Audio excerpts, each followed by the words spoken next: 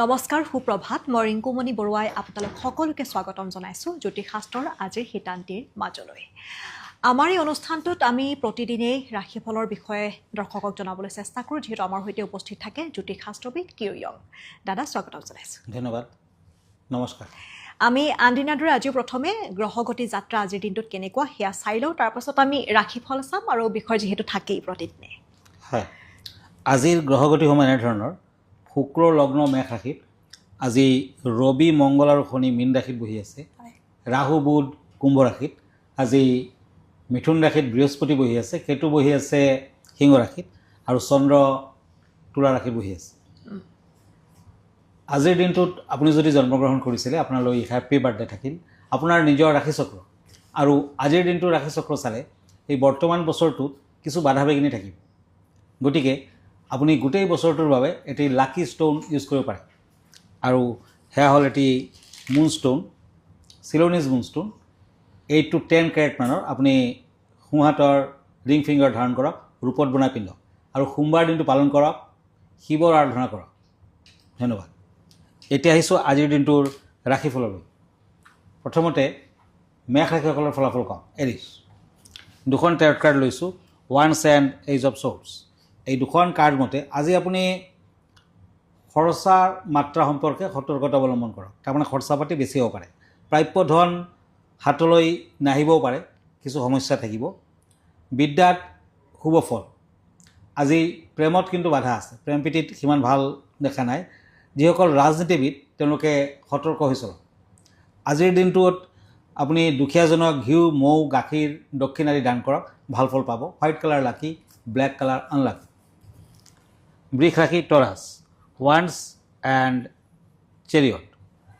এই দুখন কাৰ্ড মতে আপোনাৰ মনটো সিমান ভাল লাগি নাথাকিলেও কোনো বিশেষ কামৰ পৰা আপুনি ভাল ফল পাব। প্ৰেমত মধ্যম ফল, বিদ্যাত শুভ ফল, দাম্পত্যত দৃঢ়তা থাকিব, কৰ্মৰ ক্ষেত্ৰত বাধা কম, শৰীৰ মধ্যম। আজি ৰঙা বস্ত্ৰ দান কৰক, যিকোনো দুখীয়া লোকক নতুবা সন্যাসীজনক ৰেড কালাৰৰ কাপোৰ কানি দান কৰক, ভাল হ'ব। Red colour lucky, pink colour, black colour unlucky, lucky number 4। এতিয়া আহিছোঁ মিথুন ৰাশিলৈ, পেণ্টাকুলছ এণ্ড পেণ্টাকুলছ।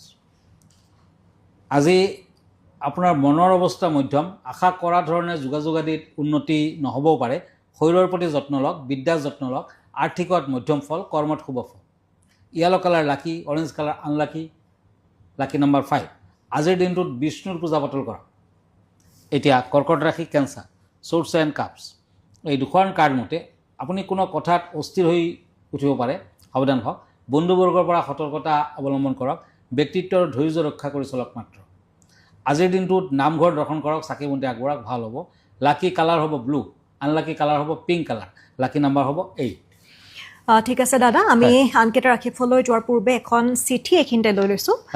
চিঠিখনত এগৰাকীয়ে লিখিছে, তেওঁ বিজনেছ কৰে, তেওঁ ব্যৱসায় চলি আছে, কিন্তু কেনেধৰণৰ যাব মাজে সময়ে তেওঁৰ অকণমান ব্যৱসায়ত কিছু সুফল পোৱা নাই বুলিও তেওঁ উল্লেখ কৰিছে। আপোনাক চাই দিবলৈ কৈছে, তেওঁ ভৱিষ্যতে কিদৰে আগবাঢ়িব।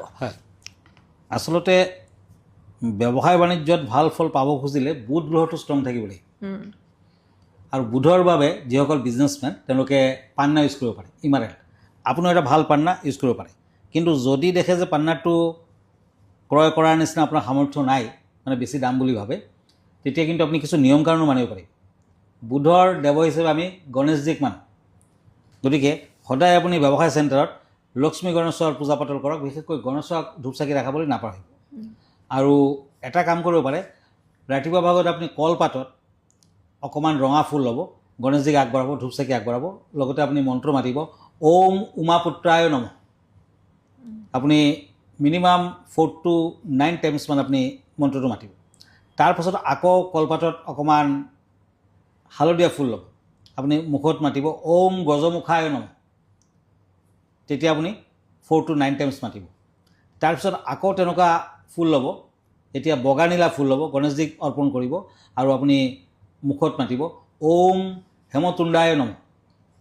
তাৰপাছত আপুনি অকণমান খেজুৰ ল'ব, অকণমান আতপ চাউল ল'ব আৰু কলপাতত ৰাখিব আৰু ওম মূষক বাহনায় নমঃ বুলি গণেশজীক অৰ্পণ কৰক।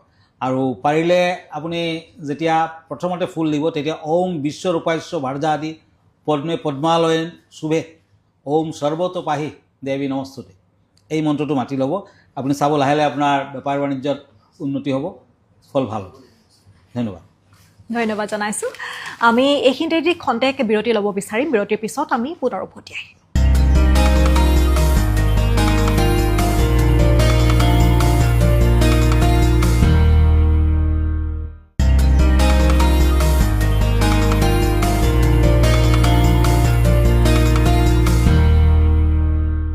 খন্তেক বাণিজ্যিক বিৰতিৰ পাছত পুনৰ উভতি আহিছোঁ আপোনালোকে চাই আছে মৰ্ণিং লাইভৰ বিশেষ শিতান্তি দাদা আমি এতিয়া আনকেইটা ৰাশি ফলমাঞ্চল আগবাঢ়োঁ হয় এতিয়া শ্বৰ্টছ এণ্ড ওৱান্স সিংহ ৰাশি লিঅ' আজি আপুনি নিৰাশাত ভুগিব পাৰে অৱশ্যে আবেলি পৰত কিছু আশাৰ পোহৰ দেখিব শৰীৰ মধ্যম যোৱা কেইদিনৰ তুলনাত আজি টকা পইচাৰ ক্ষেত্ৰত কিছু উন্নত যেন দেখা যায় আজি দুখীয়াক অন্নদান কৰক অৰেঞ্জ কালাৰ লাকি maroon colour unlucky lucky number 7 এতিয়া আহিছোঁ shorts and night of once কন্যা ৰাশি আপুনি সমস্যাৰ মাজেৰেও অগ্ৰগতি লভিব বিশাখা নক্ষত্ৰৰ জাতকৰ বাহিৰা বাকী কন্যা ৰাশিৰ জাতক জাতিকাসকলে ভ্ৰমণ কৰিব পাৰিব কিন্তু বিশাখা নক্ষত্ৰৰ ক্ষেত্ৰত ভ্ৰমণত কিছু বাধা দাম্পত্যত অশান্তি আজি পৰুৱাক গুড় খাবলৈ দিয়ক ব্লেক কালাৰ লাকি white colour unlucky lucky number 1 এতিয়া আহিছোঁ শ্বৰ্টছ এণ্ড হেংমেন তুলা ৰাশি লিব্ৰা আজি আপুনি নিজৰ ক্ষেত্ৰত কিছু সাৱধান হওক সংঘাতৰ মুখামুখি হ'ব পাৰে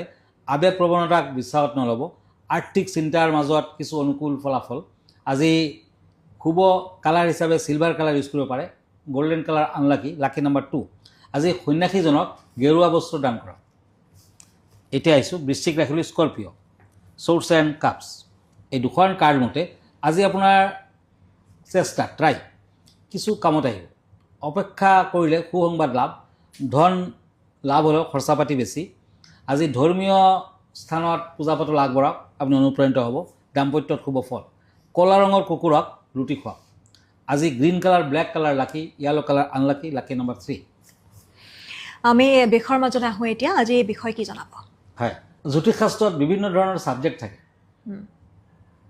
যেনে কাক চৰিত্ৰ কাউৰীৰ বিষয়ে কোৱা ঠিক তেনেকুৱা বিভিন্ন ধৰণৰ সপোন ফল বিচাৰ কেনেকুৱা ধৰণৰ আপুনি সপোন দেখিছে সেই বিষয়ে কিন্তু তাৰ ফলাফলো আছে ঠিক তেনেকুৱা শগুন শাস্ত্ৰ বুলি এটা শাস্ত্ৰ আছে সেই বিষয়ে দুএষাৰ কম শগুন শাস্ত্ৰত এনে বহুতো কথা কোৱা হৈছে যিবোৰ কোনো ব্যক্তিৰ জীৱনত ঘটাটো শুভ বা অশুভ দুয়োটাই হ'ব পাৰে শগুন শাস্ত্ৰত কাউৰীক লৈও শুভ আৰু অশুভৰ বিষয়ে কোৱা হৈছে কাউৰী এনে এটা চৰাই যাক কোনো পৰিস্থিতিত শুভ আৰু কোনো পৰিস্থিতিত দেখাটো অশুভ বুলি গণ্য কৰা হয় ধৰ্মীয় গ্ৰন্থত কাউৰীক শনিদেৱৰ বাহন হিচাপে গণ্য কৰা হয় আনহাতে একাংশ লোকে ইয়াক যমৰ দূত বুলিও গণ্য কৰে কিন্তু আজি আমি আপোনাক জনাবলৈ ওলাইছোঁ যে কেনেকৈ কাউৰী ভাগ্য সলনি হোৱাৰ সংকেত হ'ব পাৰে কেনেকৈ ই আপোনাৰ জীৱনলৈ সুখ সমৃদ্ধি আৰু উন্নতিৰ সংকেত লৈ আনে শগুন শাস্ত্ৰ অনুসৰি যদি কোনো ব্যক্তিয়ে ৰাস্তাৰ কাষত কাউৰীয়ে পানী খাই থকা দেখে তেন্তে ই ভাগ্য উদয় হোৱাৰ সংকেত ইয়াৰ অৰ্থ হ'ল মানুহজনে অতি সোনকালে আৰ্থিক লাভ কৰিবলৈ গৈ আছে শগুন শাস্ত্ৰ অনুসৰি যদি কোনো ব্যক্তিয়ে কাউৰীক খাদ্য দিয়ে আৰু কাউৰীটোৱে তেওঁৰ সন্মুখতে খাদ্য খায় তেন্তে বুজিব যে আপোনাৰ প্ৰতিটো ইচ্ছা পূৰণ হ'বলৈ গৈ আছে শগুন শাস্ত্ৰ অনুসৰি যদি কোনো ব্যক্তি কৰবালৈ কামত ওলাই গৈছে আৰু বাটত কাউৰীৰ মাত শুনে তেন্তে বুজিব যে সেই কামটো সম্পূৰ্ণ হ'ব শাস্ত্ৰ অনুসৰি কোনো মন্দিৰত কাউৰী দেখাটো শুভ লক্ষণ বুলি গণ্য কৰা হয় কোৱা হয় যে ইয়াৰ অৰ্থ হ'ল আপোনাৰ মান সন্মান বৃদ্ধি পাবলৈ গৈ আছে শাস্ত্ৰ অনুসৰি যদি আপোনাৰ বেলকনিত কাউৰীয়ে ৰুটি বা খেৰৰ টুকুৰা এটা লৈ আহে তেন্তে ইয়াক অতি শুভ বুলি গণ্য কৰা হয় ইয়াৰ অৰ্থ হ'ল ঘৰৰ মুৰব্বীজনৰ ভাগ্য সলনি হ'বলৈ গৈ আছে আৰু তেওঁ ধন লাভৰ লগতে যথেষ্ট উন্নতি লাভ কৰিব শগুন শাস্ত্ৰ অনুসৰি যদি পুৱাই কাৰোবাৰ ঘৰৰ বাহিৰত কাউৰী আহে মাতে তেন্তে ই ব্যক্তিজনৰ মান সন্মান বৃদ্ধিৰ সংকেত আৰু দাদাই খুব সুন্দৰকৈ কৈছিল যে জ্যোতিষ শাস্ত্ৰৰ বিষয়ে বিভিন্ন ধৰণৰ আৰু এই প্ৰতিটো বিষয় আপুনি যেটো শগুন শাস্ত্ৰৰ বিষয়ে উল্লেখ কৰিছে প্ৰতিটো বিষয় মানুহৰ জীৱনত কিন্তু প্ৰভাৱ পেলায় আৰু প্ৰতিটো বিষয়ৰ খুব গভীৰ তত্ত্বও থাকে আৰু এয়া শগুন শাস্ত্ৰ খুব ধুনীয়াকৈ দাদাই বুজাইছে যে প্ৰকৃততে কি হয় আৰু এই শগুন শাস্ত্ৰই মানুহৰ জীৱনত কি প্ৰভাৱ পেলায় নহয় জানো আমি আনকেইটা ৰাখিব লাগবঢ়াওঁ দাদা হয় এতিয়া ওৱান্স এণ্ড কাপছ ধনু ৰাশি চেটিৰিয়াছ আজি আপুনি সকলো কথাত মন নিদিব, মূল কথাৰ প্ৰতি সজাগ হওক, ভাল হ'ব। শৰীৰ ভালে নাযাব পাৰে, নতুন আশাত উৎসাহিত হ'ব।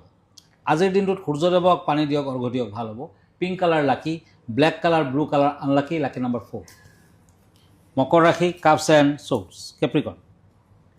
আজি আপুনি কিছু চিন্তাত পৰিব পাৰে।